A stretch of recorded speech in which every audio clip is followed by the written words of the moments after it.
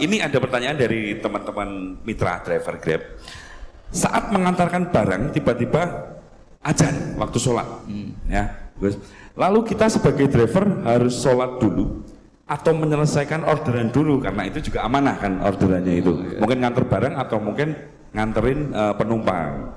Mengingat barang tersebut sudah ditunggu pemiliknya dan penumpang tersebut juga sudah ada janji yang lain, pokoknya gitu. Nyuwun pencerahannya Gus gitu. Begini ya, ini kan fikih sosial ya. Saya jawab, ini memang harus pakai fikih, nggak pakai rasa. Saya ulang lagi, pakai fikih, nggak pakai rasa. Waktu sholat itu kan banyak ya, diantaranya maghrib dan isya, duhur dan asar, terus subuh sendiri. Ya, ben sampean belajar fikih, orang belajar tasawuf ya. Nah, kalau subuh itu tidak ada toleransinya kalau waktunya sudah tinggal 10 menit karena tidak ada jamak. Ya, tidak ada apa? Jamak. Sehingga misalnya kalau kamu ngojek waktu tinggal 10 menit ya harus sholat. Tapi kalau sekedar dengar azan ya, ini penanyanya kayaknya itu teman kamu, jadi fikihnya kayak kamu, nggak jelas. Azan itu kan bukan akhir waktu sholat. Azan itu bukan akhir waktu sholat, tapi awal sholat. Itu udah harus supir Grab, udah harus supir Gojek. Meskipun kamu makan ada azan ya teruskan saja, kan udah akhir waktu sholat. Anda menerima tamu, gendong anak, atau sedang nyupir, atau sedang bercengkrama sama teman. Kalau ada azan ya nggak apa-apa, misalnya diteruskan. Kan bukan akhir waktu sholat. Yang benar-benar harus ditinggalkan itu kalau waktu sholat misalnya tinggal 7 menit. Atau tinggal 8 menit. Waktu yang mau tidak mau kamu harus tasarrufkan, kamu peruntukkan injury time gitu sih. Injury time. Nah, gitu aja kok nggak tahu ya. Nah, lalu misalnya, kalau pertanyaan tadi mestinya kelasnya itu kelas afdoliyah. Utamanya gimana? Kalau wajibnya belum ada karena kan waktunya masih panjang. Jadi pertanyaannya bukan wajibnya tapi sebaiknya karena ini semuanya belum mendesak kan? Andai kan kamu teruskan nganter barang kan tidak ada jaminan waktunya habis. Padahal kalau kamu memaksa sholat, mungkin citra kamu sebagai supir Grab tidak baik karena dianggap mengabaikan konsumen. Nah, terus kedua menyangkut jarak. Oke, seperti itu. Nah, sekarang kalau pertanyaannya dibalik, makanya yang dibalik ini agak ribet. Waktu sholat tinggal 8 menit.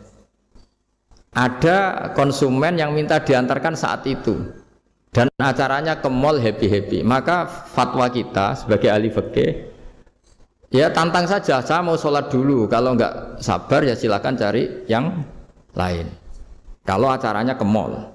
Tapi kalau acaranya kelahiran atau transfusi darah atau mau nganterin darah ke pasien yang sudah koma, maka kita langsung, karena ibadah sosial itu didahulukan mengalahkan ibadah yang haknya Allah, karena Allah itu zat yang tidak butuh ibadah kalian.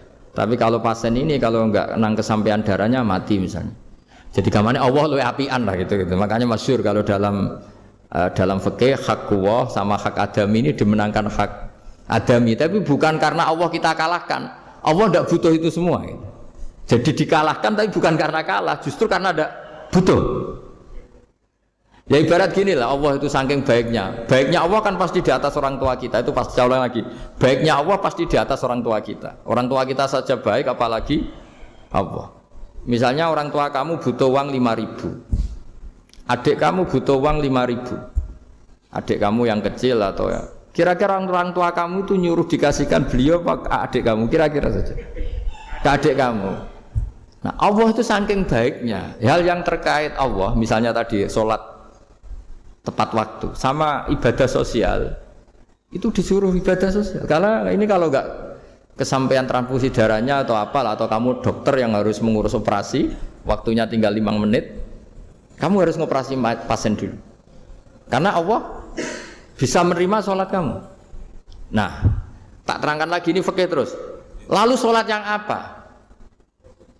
Kalau sholat itu antara maghrib dan isya dan nanti yang terlambat itu maghrib, kita ngikuti ulama yang mengatakan jika ada darurat maka maghrib dan isya boleh dijamak meskipun tidak atas nama pergi. Kan jarak kamu kan tidak jarak masafatu qasrin. Artinya apa? Misalnya saya dokter, harus operasi, waktu saya tinggal 8 menit mau maghrib, ternyata harus ada operasi. Kalau saya nggak nangani, mati. Saya harus operasi. Dan nanti waktu saya maghrib habis itu tidak harus dikatakan qadha atau yang mengeluarkan maghrib dari waktunya. Bisa saja menurut ulama dianggap boleh dijamak takhir dengan isya. Karena kondisinya masih waktu jam'in. Begitu juga zuhur dengan asar. Tapi kalau waktunya itu asar, tinggal 8 menit, kemudian harus ada operasi. Ya kita operasi, waktu asar kita mundur sampai maghrib, namanya qadha yang dimaafkan Allah. Ya namanya tetap qadha karena asar gak bisa dijamak dengan maghrib. Jadi ini fikih ya. Jadi jawabnya harus jelimet. Jadi saya ulang lagi ya. Tadi kan pertanyaannya dengar adzan. Kalau adzan kan waktunya masih panjang. Apalagi misalnya maghrib kan waktunya kan taruh saja ada waktu seperempat jam. Ternyata andekan kamu antar hanya butuh waktu 7 menit. Kan nggak ngefek sama sekali. Saya nyanda. Gitu. Terus kalau driver umpamanya dapat order, ini yang tanya kamu malah mewakili dalam. Kalau ada driver dapat orderan food, nganterin makanan, tapi makanannya non halal, niku fakihipun pripun? Nah, makanya itu tadi. Kamu tahu betul kalau itu non halal loh? Kalau itu sudah tahu pasti non halal. Nah, iya, daging Tyrannosaurus, ngoten mungkin.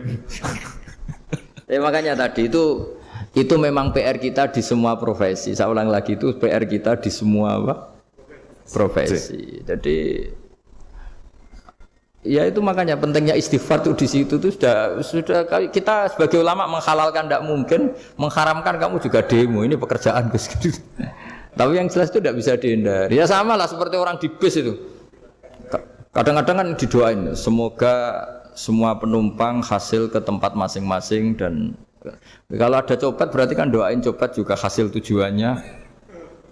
Jadi di semua profesi itu resikonya. Makanya tadi saya bicara tentang fikih. Kaidah umumnya menolong maksiat itu ya bagian dari maksiat, menolong taat itu bagian dari taat. Mau tidak mau harus ada hukumnya. Setidaknya barokahnya tahu hukum. Kalau kita salah belum istighfar gitu. Sudah salah nggak merasa salah gitu. Jadi barokahnya tahu hukum itu paling tidak kan kita ya istighfar lah. Kan ya tadi seperti paket misalnya, kan ada saja orang paket yang jelas-jelas barangnya itu haram. Tapi atas nama profesionalitas kan mungkin tetap dikirimkan. Tapi barokah yang ngerti hukum, dia istighfar. Nah, tapi karena kalau kita menyarankan, sudah ada usah pekerjaan yang lain banyak nanti kan rai-rai potongan tawakal dikandani ngono kan ya repot. Nah kalau kita kiai guys, gak apa-apa, rezeki pangeran sugih. Menurut sampean saya ternuntut, Gus saya karena fatwa jenengan saya sekarang miskin ini gimana pertanggungjawabannya? Ya ribet kan? Tapi saya ulang lagi itu seninya ngelola kehidupan semuanya seperti itu. Jadi makanya kita enggak pernah berhenti berdoa, Rabbana dzolamna anfusana. Karena dalam sisi semua hidup kita itu pasti ada unsur enggak benernya gitu. Ya saya ulang lagi, pokoknya kaidah umumnya itu menolong taat itu ya ikut bagian dari taat, menolong maksiat ya bagian dari maksiat. Tapi ya tadi ya kita harus istighfar. Karena cuma tadi yang jelas-jelas maksiat dan kita tidak tajassus. Saya ulang lagi tidak tajassus itu neliti wong nanti jelimet. Jadi misalnya ada perempuan mau ngojek ke sini ya diantar saja, jangan tanya detail. Itu apanya Mbak? Hubungannya dengan kamu apanya? Wah ya ribet kalau jadi kepo. Jadi kepo ya tidak perlu gitu. Artinya sudah umumnya orang saja sudah. Nah, lama-lama juga gitu kalau ada bapak-bapak main itu ke siapa Pak? Tujuannya laki apa perempuan Pak? Surat nikah mana Pak? Oh, surat nikah mana? Saya sudah nikah gitu.